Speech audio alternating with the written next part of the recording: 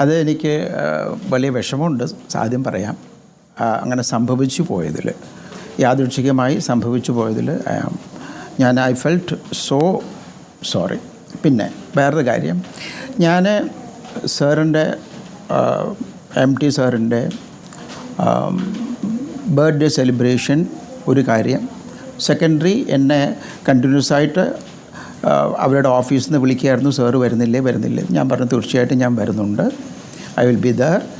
അപ്പോൾ എനിക്ക് MT സാറിൻ്റെ കൂടെ ഇരിക്കും വേണം, ബ്ലെസ്സിങ്സും വാങ്ങിക്കണം.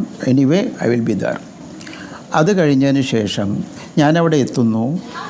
അപ്പോൾ അതിനുശേഷം അവിടെ നടക്കുന്നത് നമ്മുടെ ഫങ്ഷൻ സ്റ്റാർട്ട് ചെയ്തു. അതിൽ ആൻഡോളജിയുടെ ആദ്യം സാറിൻ്റെ ഫങ്ഷൻസൊക്കെ കഴിഞ്ഞു, MT സാറിൻ്റെ. അത് കഴിഞ്ഞ് ആൻഡോളജിയിൽ ഡയറക്റ്റ് ചെയ്തിട്ടുള്ള ഓരോ ഡയറക്ടേഴ്സിനെയും സ്റ്റേജിലേക്ക് ഓണർ ചെയ്യാൻ വേണ്ടി വിളിക്കുന്നുണ്ട്. അപ്പോൾ അതിൽ ക്രൂസിനെയും അതിൽ മ്യൂസിക് കമ്പോസേഴ്സിനെയും വിളിക്കുന്നുണ്ട്. അവരെപ്പോഴും വരുന്നു എന്നുള്ള അതും കൂടെ വിളിക്കുന്നുണ്ട്. അപ്പോൾ ഞാൻ എല്ലാവരും കഴിഞ്ഞു. ജയരാജ് വന്നപ്പോൾ ഞാൻ വിചാരിച്ചു definitely I will be ready to, ഞാൻ സ്റ്റേജിലേക്ക് പോകാൻ വേണ്ടി റെഡിയായിരിക്കുകയായിരുന്നു. അപ്പോൾ എന്തോ അൺഫോർച്ചുനേറ്റ്ലി എൻ്റെ പേര് അവിടെ അനൗൺസ് ചെയ്തില്ല ആ സമയത്ത്. അപ്പോൾ തന്നെ എനിക്ക് വല്ലാതൊരു മാനസികമായ ഒരു വിഷമം എല്ലാവർക്കും ഉണ്ടാകും. കാര്യം ഞാൻ ഇവിടെ ഇരിക്കുമ്പോൾ നമ്മളെ പ്രതീക്ഷിച്ചു, ഞാൻ വർക്ക് ചെയ്തു 2-3 ദിവസം JRG ഇവിടെ തന്നെയായിരുന്നു, നമ്മൾ ഒരുമിച്ച് വർക്ക് ചെയ്ത മൂവിയാണ്. ഓക്കെ, എൻ്റെ പേര് വരാത്തപ്പോൾ എനിക്ക് അയ്യോ പോട്ടെ, സാരമില്ല പോട്ടെ, ഞാനിങ്ങനെ വിഷമമായി. അത് കഴിഞ്ഞ് ഒരു അരമണിക്കൂർ ഞാൻ ഇരുന്നിട്ടുണ്ടാവും. ഈ അരമണിക്കൂറിൻ്റെ ഇടയ്ക്ക് ഞാൻ വിചാരിക്കുകയാണ് ഏതായാലും എനിക്ക് ട്രിവാൻഡ്രത്തേക്ക് തിരിച്ചു പോകണം. അപ്പോൾ MT സാറിൻ്റെ മോളെടുത്ത് അശ്വതിജിയുടെ അടുത്ത് ഞാൻ പറയുകയാണ്, ഞാൻ പോയിക്കോട്ടെ എന്ന് ചോദിച്ചു. അപ്പോൾ ഓക്കെ സാർ. അപ്പം ഞാൻ പറഞ്ഞില്ല, ഞാനും കൂടെ വർക്ക് ചെയ്തിരുന്നു ജയരാജിയുടെ പടത്തിൽ. അയ്യോ സാറിനെ വിളിച്ചില്ലേ എന്ന് ചോദിച്ചു. ഞാൻ പറഞ്ഞു ഇല്ല. അപ്പോൾ സാരില്ല, അതൊരു ഇഷ്യൂ അല്ല, നോ പ്രോബ്ലം, ഞാൻ പോകാൻ പോവാണ്, കുഴപ്പമില്ല. അയ്യോ സാർ പോകരുത് എന്ന് പറഞ്ഞിട്ടാണ് എൻ്റെ പേര് അനൗൺസ് ചെയ്യാൻ പറയുന്നത്. അപ്പോൾ ആ കുട്ടി അനൗൺസ് ചെയ്തത് സന്തോഷ് നാരായൺ എന്ന്. സന്തോഷ് നാരായൺ അനൗൺസ് ചെയ്തു. അത് ഓക്കെ സാരമില്ല പോട്ടെ. അത് കഴിഞ്ഞ് പിന്നെ മാറ്റി അനൗൺസ് ചെയ്തു രമേശ് നാരായൺ. അത് കുഴപ്പമില്ല. Santhosh Narayan also is a very big music composer, എനിക്കറിയാം. അപ്പോൾ സാരമില്ല, അത് പോട്ടെ. അത് കഴിഞ്ഞ് അപ്പോൾ ഞാൻ സ്റ്റേജിലേക്ക് കയറിയില്ല കേട്ടോ. ഞാൻ താഴെയായിരിക്കുന്നത്. സ്റ്റേജിലേക്ക് ഞാൻ പറഞ്ഞാൽ എനിക്ക് സ്റ്റേജിൽ കാലിലും ഇച്ചിരി പ്രോബ്ലം ഉണ്ട്, സ്റ്റേജിലേക്ക് കയറുന്നില്ല ഞാൻ. പിന്നെ അങ്ങനെ തരണമെന്നുണ്ടെങ്കിൽ ഇവിടെ തന്നാൽ മതി എന്ന് പറഞ്ഞു.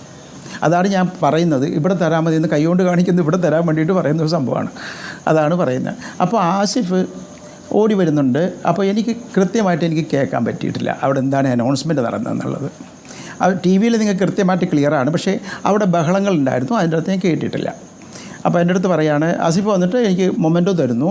അപ്പോൾ ആസിഫ് കൊണ്ടുവരുന്ന മൊമെൻറ്റോ എനിക്കാണെന്നുള്ളത് എനിക്ക് പൂർണ്ണമായിട്ടും അറിയത്തില്ല.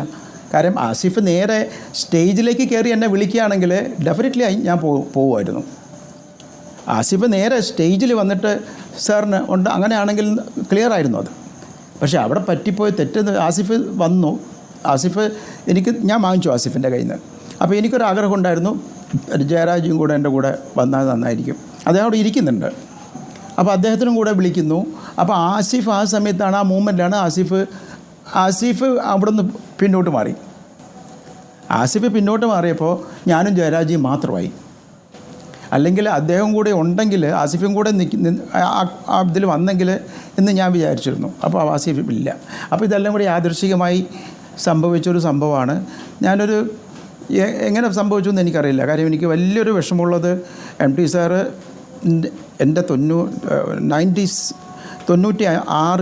MT സാറിന് വേണ്ടിയിട്ട് MT സാർ എനിക്ക് ചാൻസ് തരികയാണ് നാഷണൽ നെറ്റ്വർക്കിൽ വർക്ക് ചെയ്യാൻ വേണ്ടിയിട്ട്. അന്ന് ഞാൻ അദ്ദേഹം ഡയറക്റ്റ് ചെയ്തതിന് എൻ്റെ സോങ്ങിന് അദ്ദേഹമാണ് അതിൻ്റെ ഡയറക്റ്റ് ചെയ്തത്. അതൊരു ഭാഗ്യം. അതിനുശേഷം എൻ്റെ ലൈഫിൽ വളരെ ഇമ്പോർട്ടൻ്റ് ആയിട്ടുള്ള ഒരു സ്ഥാനമാണ് MT സാറിനുള്ളത്. എന്നെ ഒരുപാട് ഹെൽപ്പ് ചെയ്തു, ഒരുപാട് സ്ഥലത്ത് പ്രൊമോട്ട് ചെയ്ത വലിയ ഒരു മനുഷ്യനാണ്, എൻ്റെ ഗുരുതുല്യനാണ്. ആ ചടങ്ങിൻ്റെ ഒരു ഭംഗി കെട്ടുപോയി ഈ വിവാദത്തോടെ എന്ന് തോന്നുന്നു. തീർച്ചയായിട്ടും എനിക്ക് ഞാൻ റിഗ്രറ്റ്, വലിയൊരു വിഷമമുണ്ട് എനിക്കത്. ഹലോ, കേൾക്കാം പറഞ്ഞോളൂ. ഹലോ, കേൾക്കാം പറഞ്ഞോളൂ. അല്ല എനിക്ക് വലിയ വിഷമമുണ്ട് അത്. ആ ചടങ്ങ് ഈ ഒരു ഇഷ്യൂ കാരണം വല്ലാതായിപ്പോയി. അതെനിക്ക് വലിയ വിഷമമുണ്ട് അതിൻ്റെ ടുവേർഡ്സ് എൻഡ്. പക്ഷേ ഭാഗ്യത്തിന് MD സാർ അവിടെ ഉണ്ടായിരുന്നില്ല, ആരും ഉണ്ടായിരുന്നില്ല, എല്ലാവരും സാർ റൂമിലേക്ക് പോയിരുന്നു ആ സമയത്ത്. അതുകൊണ്ട് അദ്ദേഹത്തിനൊന്നും കാണാൻ വേണ്ടി വന്നില്ല, അങ്ങനെ ഒരു ഇഷ്യൂ ഫേസ് ചെയ്യേണ്ടി വന്നിട്ടില്ല. എന്തായാലും എനിക്ക് വലിയ വിഷമമുണ്ട്. ഇത് ആസിഫിന് അങ്ങനെ ഫീൽ ചെയ്തിട്ടുണ്ടെങ്കിൽ എനിക്ക് വലിയ വിഷമമുണ്ട് മോനെ. Really sorry Asif. ഞാനത് ആ സമയത്തെ ഞാൻ ജയരാജ് വരട്ടെ, അതാ പറഞ്ഞത്, അത് ഫീൽ ചെയ്തിട്ടുണ്ടാവും. കാരണം ഞാൻ ആസിഫിനെ കരുതി കൂട്ടി അങ്ങോട്ട് അപമാനിക്കാനുള്ള ശ്രമമൊന്നും അല്ലത്. എന്താവശ്യം അതിന്? പക്ഷേ എനിക്ക് പിന്നീട് എനിക്ക് കാണുന്നത് ഇതൊരു വർഗീയപരമായ ഒരു രീതിയിൽ ഇതിനെ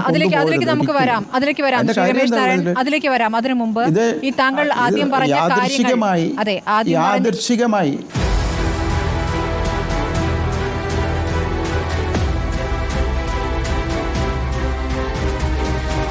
ഡിബേറ്റ് വിത്ത് സ്മൃതി പരുത്തിക്കാട്.